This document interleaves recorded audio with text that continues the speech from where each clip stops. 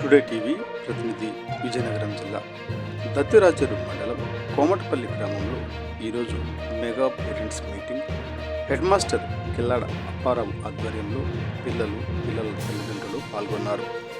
ఈ కార్యక్రమంలో విద్యా కమిటీ చైర్మన్ దేశభక్తుల గౌరీస్, విద్యా కమిటీ సభ్యులు, గ్రామ పెద్దలు పాల్గొన్నారు. టుడే టీవీ రిపోర్టర్ సీరా రామకృష్ణ, దత్తిరాజరు మండలం, విజయనగరం జిల్లా.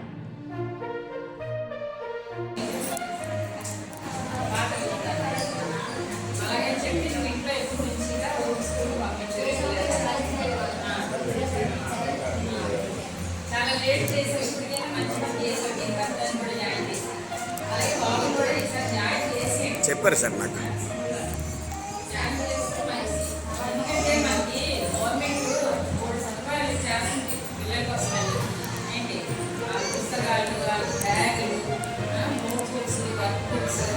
ఇంగ్లీష్ మీడియం పిల్లలతో సమానంగా చేస్తుంది అనమాట.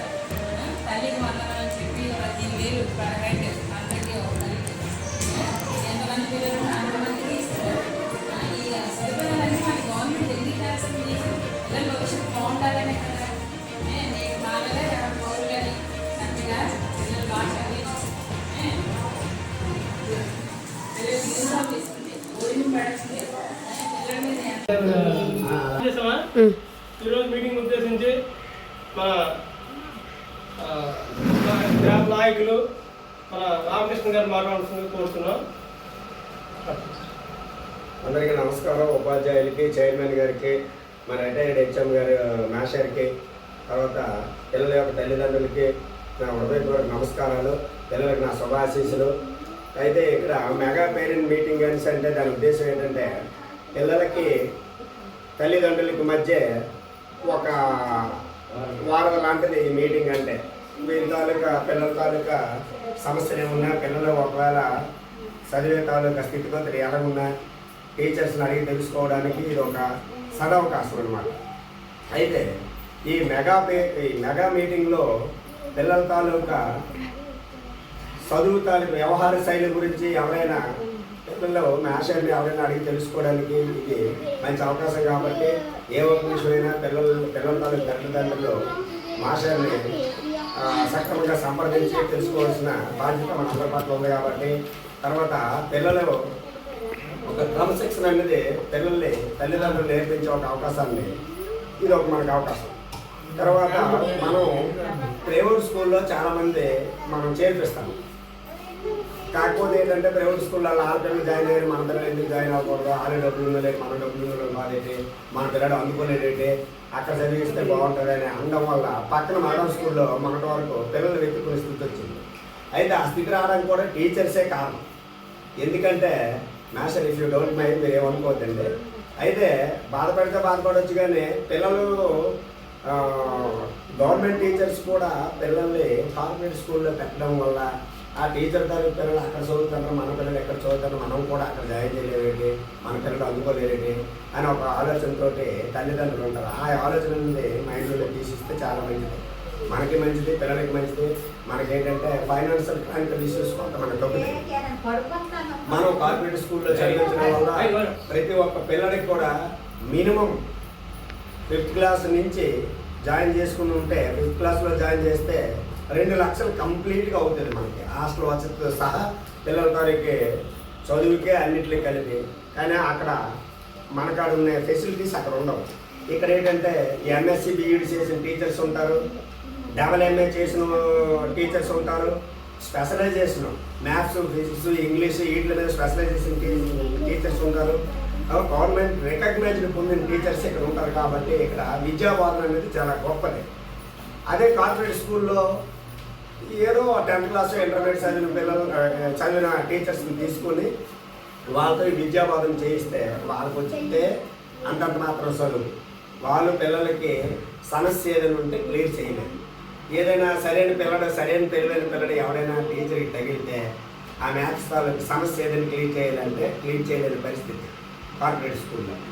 అందుకు మనం ఏంటంటే గవర్నమెంట్ స్కూల్లో ఎంచుకొని పిల్లల్ని జాగ్రత్తగా అక్కడ చదివించుకొని ప్రతి ఒక్కటి కూడా పర్యవేక్షణలో పెట్టుకొని మన ఖాళీ సమయాన్ని వచ్చి టీచర్లు మా పిల్లలు ఎలా చదువుతుండో, మా పిల్లల తాలూకు మార్కుల తాలూకు పెర్ఫార్మెన్స్ ఎలా ఉంది, పిల్లల తాలూకు స్థితిగతి ఎలా ఉంది, పిల్లల తాలూకా బాగా డిసిప్లైన్గా ఉండగలుగుతుందా లేదా అని అడిగి తెలుసుకోవాల్సిన బాధ్యత తల్లిదండ్రుల మీద ఉంది. మెయిన్ ఏంటంటే సెల్ఫ్ కాన్ఫిడెన్స్. మన పిల్లల్ని మనం ఇప్పుడు కూడా ఎంకరేజ్ చేసుకుంటే వెళ్ళాలి. మా పిల్లడే చదువుతారులే, ఆడి వచ్చిన వాడు చదవడు, ఆడికి చదువు రాదు అని అంటే ఆడికి ఎప్పుడు కూడా చదువు రాదు, ముందు లేదు. ఎప్పుడైనా మన పిల్లడు ఎంత చదివాడంటే అంత చెప్పుకోవడంలో కూడా ఒక రకంగా గొప్ప, అది ఒక స్టేజ్ అనమాట. మన పిల్లల్ని మనం హైలైట్ చేసుకోకపోతే పక్కింట్లో మనం హైలైట్ చేయాలి.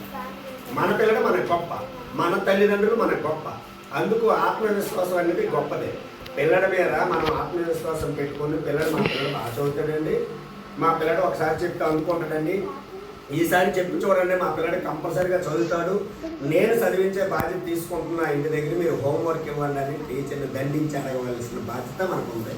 స్కూల్లోకి వచ్చి కూడా టీచర్ని అడిగి మనం మొబైల్ చేస్తూ టీచర్ని కూడా మనం ఏంటంటే ఎవరైనా డిఈఓలో లేకపోతే ఎవరైనా ఇన్స్పెక్షన్కి వచ్చేటప్పుడు మా టీచర్ గొప్పలండి, మా టీచర్ బాగా చెప్తాడండి చెప్పాలి. అంతేగాని మా టీచర్ బాగా చెప్పడండి అని సరే ఆయన చెప్పడం ఇంకొక స్కూల్కి వెళ్ళిపోతాడు ఆయన. మనం నష్టపోతాం. ఎందుకు నష్టపోతాం?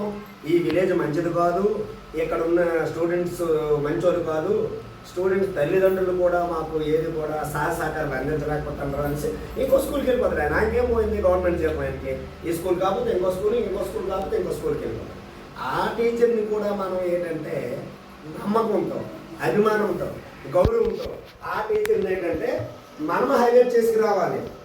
పిల్లలకు మంచి బోధన ఇస్తున్నాడు, పిల్లలకి క్రమశిక్షణ కొద్దీ ఆటలు పాటలు అన్నీ ఆడిస్తానండి, బాగా చెప్తానండి, టీచర్ గారు బాగా చెప్తానని మనం వచ్చే ఆఫీసర్స్కి మనం చెప్పాల్సిన బాధ్యత మన మీద ఉంది.